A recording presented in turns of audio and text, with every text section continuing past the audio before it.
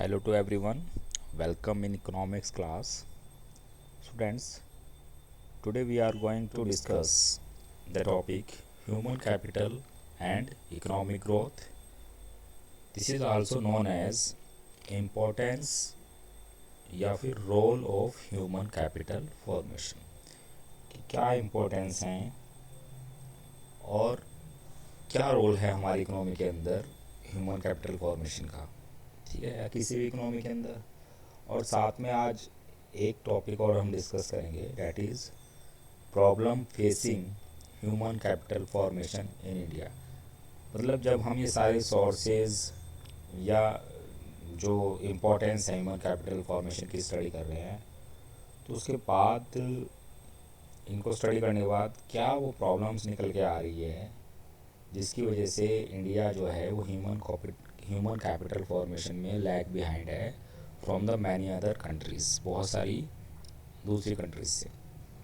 तो हम वो प्रॉब्लम्स को ढूंढेंगे क्या क्या हैं। तो चलिए पहले डिस्कस करते हैं human capital and economic growth और इसे इम्पोर्टेंस और role of human capital formation. So students, the important or vital role of human capital formation in economic growth will be clear from the following points. So number one is enhancement of productivity of human capital. तो अगर human capital formation है किसी economy के अंदर, तो उसकी जो productivity होगी वो इंक्रीज़ होगी। उसका रीज़न है कि technical skills can be acquired only by means of education, training and sound health of the people। ठीक है, तो क्योंकि इन्हीं की वजह से जो है टेक्निकल स्किल एक्वायर्ड होते हैं और जो स्किल्ड और एफिशिएंट वर्कर्स होते हैं वो बेटर यूज़ करते हैं अपने रिसोर्सेज का, तो उनका आउटपुट भी बेटर रहता है और जिसकी वजह से कंट्रीब्यूशन ऑन जीडीपी भी ज़्यादा होता है। तो हम कह सकते हैं कि investment in human capital produces such skills and expertise which increase their productivity, which is essential for economic growth। तो जो एक्सपर्टाइज है या स्किल्स हैं वो ह्यूमन कैपिटल से ही, इन्वेस्टमेंट इन ह्यूमन कैपिटल से ही इंक्रीज हो सकते हैं और जो कि एक एसेंशियल एलिमेंट है इकोनॉमिक ग्रोथ का। Next one is efficient use of physical capital. तो स्टूडेंट्स, हमने पढ़ा था डिफरेंस बिटवीन ह्यूमन कैपिटल और फिजिकल कैपिटल। तो फिजिकल कैपिटल जो कि आपकी मशीन्स और प्लांट्स होते हैं, तो अगर जो है स्किल्ड और एजुकेटेड और एक्सपर्ट ह्यूमन है वो उनका जो यूज़ करेगा मशीन्स का वो बेटर करेगा एज़ कम्पेयर टू अनएजुकेटेड और अनस्किल्ड पर्सन से। तो हम कह सकते हैं कि physical capital formation depends extensively on the human capital formation. तो जो डिपेंड करती है physical capital formation human capital formation के ऊपर। तो फिजिकल कैपिटल फॉर्मेशन क्या होगी? Stock of physical goods. Okay, now the physical capital can be utilised effectively only by skilled and intelligent work of human capital in the economy. मैंने से आपको बताया था कि भाई अगर ज़्यादा स्किल्ड और ज़्यादा एक्सपर्टाइज लेबर होगी तो वो ज़्यादा अच्छे से यूज़ करेगी फिजिकल कैपिटल्स का। और हम ये भी कह सकते हैं कि the human capital formation raise productivity और physical capital which is decide for economic growth. तो ये प्रोडक्टिविटी भी इंक्रीज करती है ना, और जो कि डिज़ायर्ड है इकोनॉमिक ग्रोथ की। Next is innovation and technical improvements. तो ह्यूमन कैपिटल फॉर्मेशन एक तरह से बेनिफिशियल है इनोवेशन और टेक्निकल इम्प्रूवमेंट्स में, क्योंकि टेक्नोलॉजिकल अपग्रेडेशन बहुत इम्पोर्टेंट है किसी भी इकोनॉमिक स्ट्रक्चरल चेंज में, और ह्यूमन कैपिटल फॉर्मेशन ही इंक्रीज कर सकती है प्रोडक्टिविटी को, है ना। और साथ में जो इनोवेशन है, इनोवेशन मतलब होता है नई नई नई चीज़ों की खोज करना, and creates ability to absorbs new technology. So education provide knowledge to understand changes in society and scientific advancements, thus facilitate inventions and innovations. तो ड्यू टू एजुकेशन ही ये नॉलेज होती है पर्सन्स को कि भाई क्या क्या चेंजेस आ रहे हैं सोसाइटी के अंदर और किस नई चीज़ की ज़रूरत है, जिसकी वजह से वो क्रिएटिव एज ए क्रिएटिविटी की तरह थिंक करता है और उन नई चीज़ों को डेवलप करने की कोशिश करता है जिनकी ज़रूरत है, नीड है इकोनॉमी के अंदर. नेक्स्ट इज की रोल ऑफ डेवलपमेंट स्ट्रेटजी. की role is showing that human resource development has necessity to be assigned a key role in any development strategy, particularly in a country with a large population. तो जैसे हमारी country बहुत large populated country है और इसमें number of humans बहुत ज़्यादा है, तो अगर यहाँ पर जो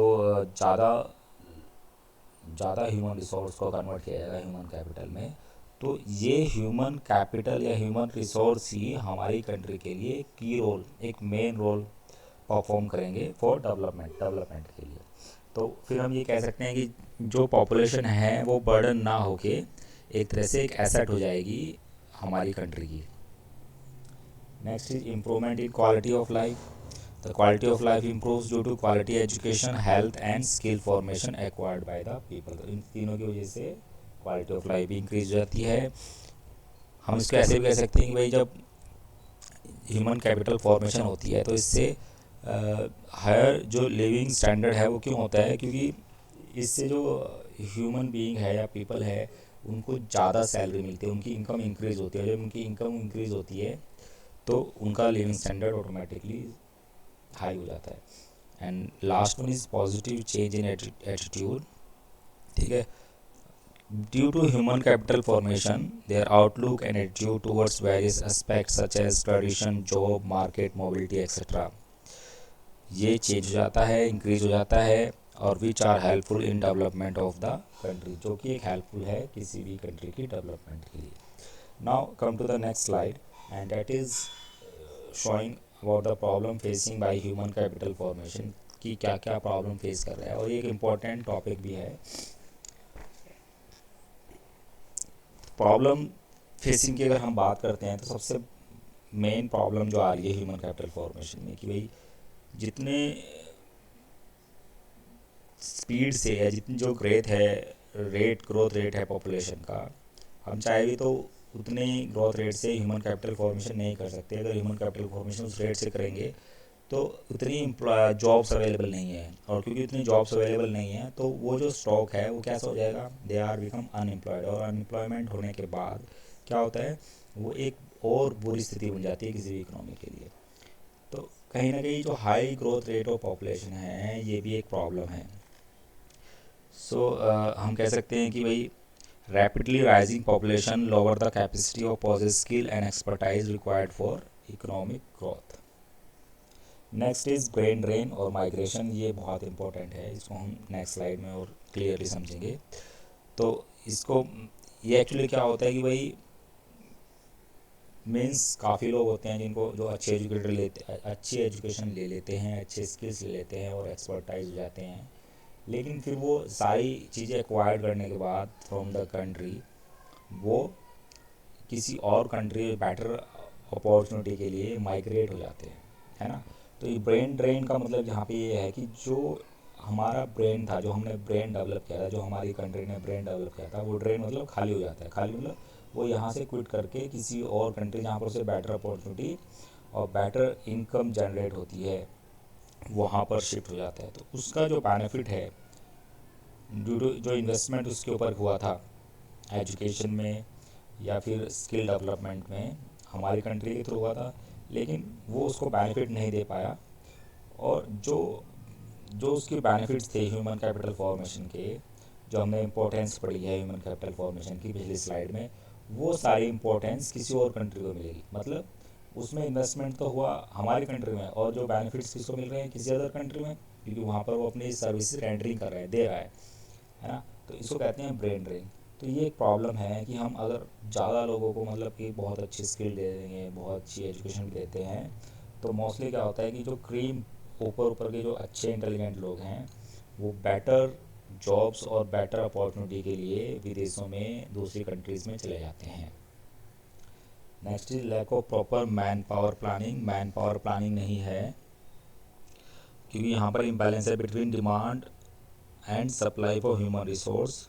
बहुत सारी कैटेगरीज में मीन्स जैसे हम उस दिन डिस्कस कर रहे थे कि भाई ऐसा भी होता है कि रिक्वायरमेंट फ्यूचर में इंजीनियर्स के कम है, लेकिन ज़्यादा जो स्किल डेवलप हो रहे हैं, ज़्यादा ह्यूमन कैपिटल फॉर्मेशन हो रही है वो इंजीनियर्स की हो रही है।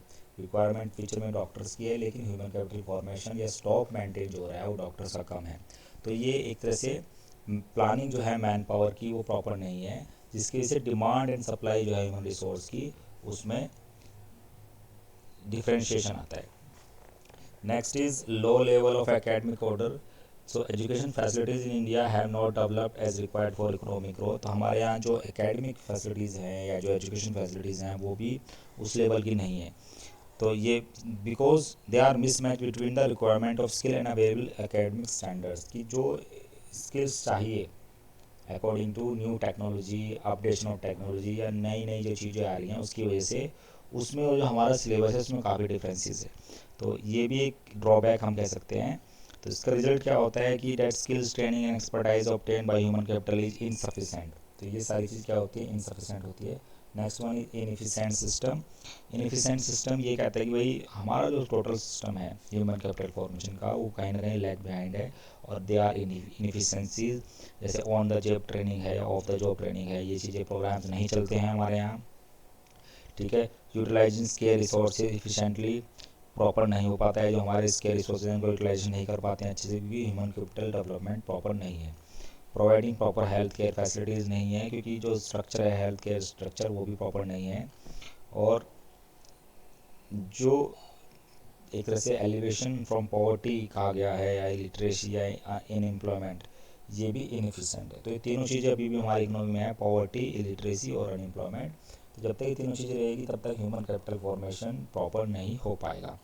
और last one is poverty. Poverty एक बहुत बड़ा ड्रॉबैक है या प्रॉब्लम है ह्यूमन कैपिटल फॉर्मेशन को लेके। और क्योंकि पॉवर्टी वजह से लैक ऑफ फाइनेंस होता है और लैक ऑफ फाइनेंस मतलब पैसे की कमी होती है और इसकी वजह से अवेयरनेस भी कम होती है। और ड्यू टू डैट जो इन्वेस्टमेंट होना चाहिए ह्यूमन रिसोर्स के अंदर to become a human capital वो इन्वेस्टमेंट नहीं हो पाता है ड्यू टू पॉवर्टी। तो a large proportion of population do not have access to basic health and educational facilities due to their inability to get higher education and maintaining a responsible standard of health.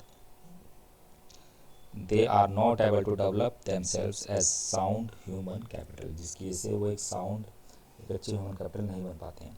तो जो brain drain हमने discuss किया था पीछे, हम उसको एक बार और डिस्कस कर लेते हैं। तो ब्रेन ड्रेन एक्चुअली है क्या, loss of resources in terms of brain drain is a serious outcome of migration when educated and skilled man power moves to the other countries to work, ये है ना। Next है the country like ours can not afford migration of person of high calibre, क्योंकि ये जो person होते हैं उनके हाई कैलिबर होते हैं, दे नीड हायर सैलरीज और हाई इन्वायरमेंट उनकी ग्रोथ के लिए, पोजेसिंग हाई क्वालिटी एजुकेशन, क्योंकि उनकी जो एजुकेशन होती है वो हाई क्वालिटी की होती है। Who choose to render their service abroad, इसलिए वो चूज पसंद करते हैं सर्विस करना या अपनी सर्विस को रेंडर करना आउटसाइड ऑफ द कंट्री या abroad. Migration of person born, educated and trained in India to develop countries is a serious threat to the process of human capital formation in the country। तो ये एक तरह से main threat है और पिछले काफ़ी सालों से इंडिया के अंदर होता भी आया है। तो these are the problems facing human capital formation in India. Thank you students, have a nice day.